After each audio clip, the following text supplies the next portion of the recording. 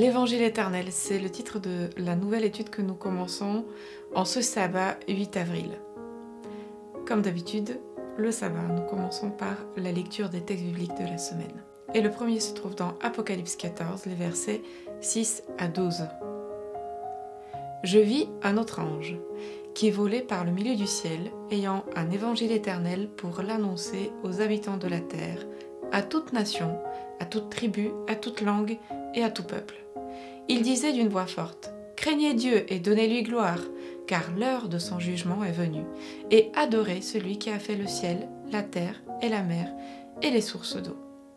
Et un autre, second ange, suivit en disant : elle est tombée, Babylone la grande, qui a abreuvé toutes les nations du vin de la fureur de son impudicité.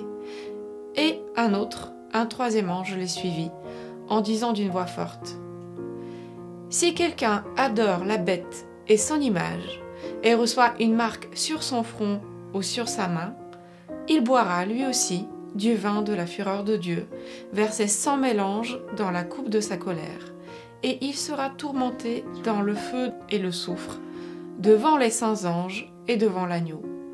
Et la fumée de leur tourment monte au siècle des siècles, et ils n'ont de repos ni jour ni nuit, ceux qui adorent la bête et son image, et quiconque reçoit la marque de son nom.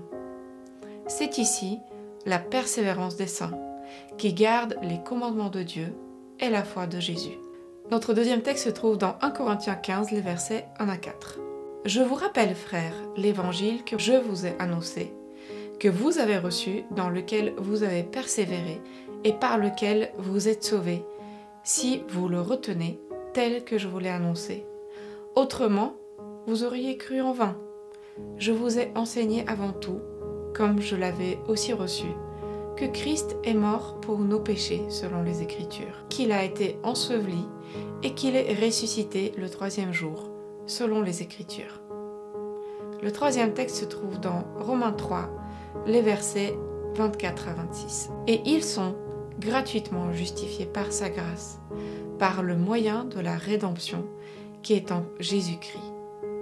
C'est lui que Dieu a destiné par son sang à être, pour ceux qui croiraient, victime expiatoire, afin de montrer sa justice, parce qu'il avait laissé impunis les péchés commis auparavant, au temps de sa patience, afin, dis-je, de montrer sa justice dans le temps présent, de manière à être juste tout en justifiant celui qui a la foi en Jésus.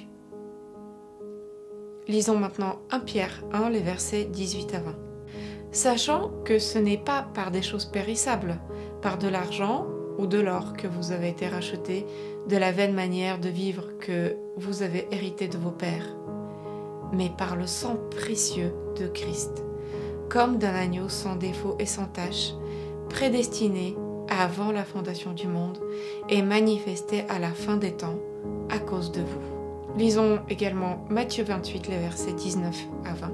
Allez, faites de toutes les nations des disciples, les baptisant au nom du Père, du Fils et du Saint-Esprit, et enseignez-leur à observer tout ce que je vous ai prescrit. Et voici, je suis avec vous tous les jours, jusqu'à la fin du monde.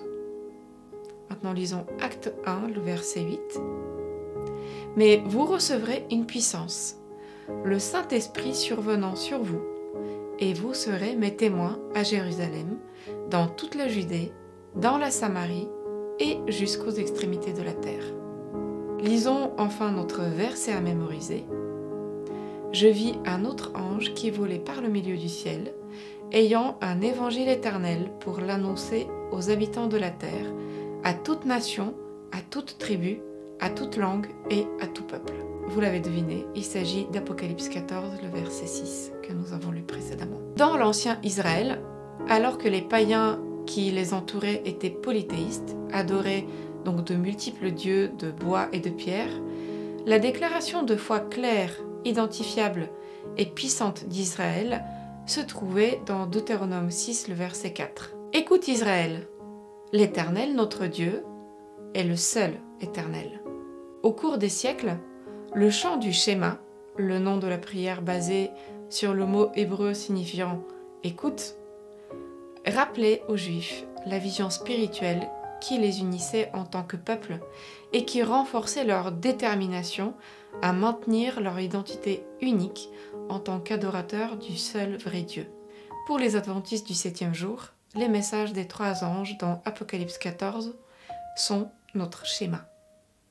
Ils sont la déclaration de foi qui nous identifie. Ils définissent qui nous sommes en tant que peuple et décrivent notre mission dans le monde.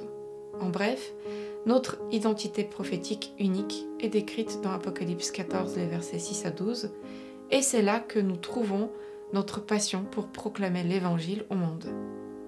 Dans l'étude de cette semaine, nous commencerons une étude détaillée d'Apocalypse 14, les versets 6 à 12, mais nous le ferons avec les yeux de la grâce, en écoutant Dieu parler à nos cœurs. Retrouvons-nous donc demain pour la suite.